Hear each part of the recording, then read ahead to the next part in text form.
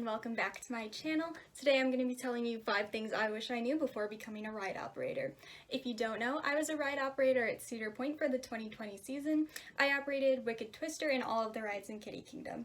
If you're following me on TikTok, you've probably heard me talk about this before, but today I'm taking things to YouTube so I can get a little more in-depth and tell you some more specifics of things I wish I knew before I became a ride operator. First thing I wish I knew is how physically demanding it is to be a ride operator. Something that comes to mind immediately is how much we're standing on our feet. For a typical shift, which can be up to 10 hours or more, we're standing on our feet pretty much the entire time. The only situations where you're not standing is if you're on your break, or if you're in the control booth, you do have a seat that you can sit on. If you're on a roller coaster or a ride that has separate controls. But when I was in Kiddie Kingdom, for example, we didn't have any seats. We were standing the entire day. This is a little easier on roller coasters because we also had stools at our fast lane position. So when we were merging the regular queue line with the fast lane queue line, we had a stool there. And when we were sitting at the entrance, we also had a stool that we could sit on there. Another thing that comes to mind in terms of physicalities, the actions of pushing and pulling to check restraints. Every time we check a restraint, specifically on roller coasters in this instance, we have to give a firm push-pull motion to make sure those restraints are locked. And that actually takes a lot of upper body strength. My first day after working Wicked Twister, I was actually really sore. My biceps and my triceps were really sore from doing all that pushing and pulling. And we also have to do that same motion when I was working in Kiddie Kingdom, when we were checking our gates to make sure they were locked. We had to do that push-pull on the gates. And that also wears you down after a while. The second thing I wish I knew before becoming a ride operator is how angry guests can get at you for stuff that isn't your fault whatsoever. A lot of times you are receiving the anger that guests have after something isn't ideal for them. For example, weather delays, if your ride goes down for a mechanical issue, if they have to spend money on a locker because they need to put their loose articles away, or if something gets stolen from the platform that we're not responsible for. All of these things are, obviously very irritating to guests. I know when I'm a guest, when these things happen to me, I'm definitely not happy, I'm not pleased. But a lot of times guests will take these things out on the ride operators, and that's something that I wish I was a little more prepared for. It's very stressful when you have to consult a guest over something that's not your fault at all, or that you had no planning in. Or if they don't like a park policy, they're yelling at you, and you're not the one who put that policy into place. You're just doing your job by enforcing it. And, getting yelled at by guests is definitely not the most fun part of being a ride operator, but it's something that does happen a lot. And you do have to kind of, develop a thicker skin and be able to take all these insults that are coming at you and know that it's not always your fault why these things have happened, but you are the one who receives that anger from the guest. But the best thing about this is that all of your fellow ride operators and employees at the park understand this frustration. Even our managers would come to us with their crazy guest stories, and we would tell them ours. It was just kind of like this big communal understanding of how annoying guests can be, which is a huge part of the job, is that customer service aspect. Which going into it, I didn't think that I would have to deal with that as much, but it is a huge part about being a ride operator, is pleasing that guest and making sure that they're having a good day at the park. The third thing I wish I knew about being a ride operator before going into that job was to bring extra socks. Now I know that might sound a little ridiculous, where is that coming from? But this is because of weather. Cedar Point, especially because it's located on a peninsula, we get so many different weather changes throughout the day.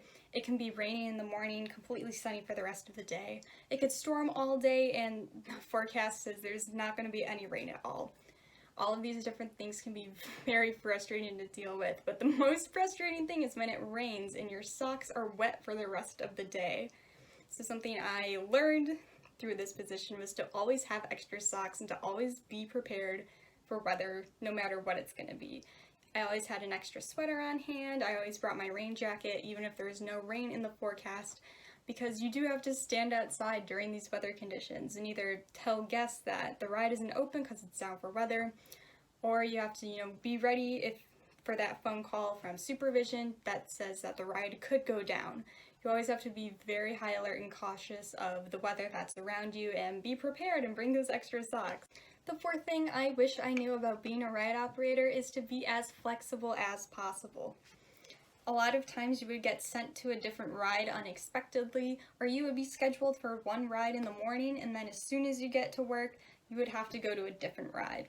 And that's because a lot of times, depending on our staffing and where we are, we would have to go to a different ride. For example, if someone in Kitty Kingdom called out sick and I was working on Wicked Twister that day, oftentimes I would get sent over to Kitty Kingdom to work in that area. So depending on where our staffing is and where things are, we would often have to be at a ride that we didn't expect to be. And I'm the type of person who really likes to have my schedule planned out and organized and know exactly where I'm going to be every day of the week.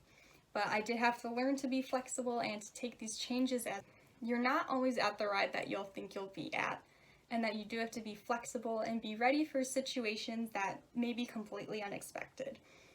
Being flexible also extends to guest situations. Working in a customer service position, you never know when a guest is going to be angry about something or complain to you or want to speak to a manager, and you always have to be prepared for those situations.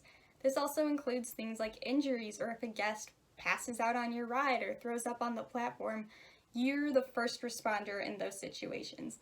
And even though we do have our own paramedic team at Cedar Point, we're the ones who have to make those calls to make sure that they're on site. And the fifth and final thing I wish I knew before becoming a ride operator is to be as positive as you can. Your attitude will change how your day goes and how the guest's day goes. This also goes for your ride crew too, and pretty much anyone you interact with throughout the day. If you're having a great day and you're really excited and you're getting the guests excited about your ride, they're going to have a lot better experience than if you were grumpy or not having a good day, if you're giving them bad attitude while you're checking their restraint. You want to do your best job to be positive, even though guests are yelling at you and it's raining, it's hot. There's all these different situations that you have to deal with. If you're positive and you go into your job with a positive attitude, you're going to have such a better day and a better time in your job in general if you're maintaining a positive attitude. And for being a ride operator, that's huge. We have a very repetitive job and we're doing the same thing pretty much every day, going through those same motions, the same push-pull, the same checking restraints, the same telling guests to have a good day, the same telling guests to keep their masks on.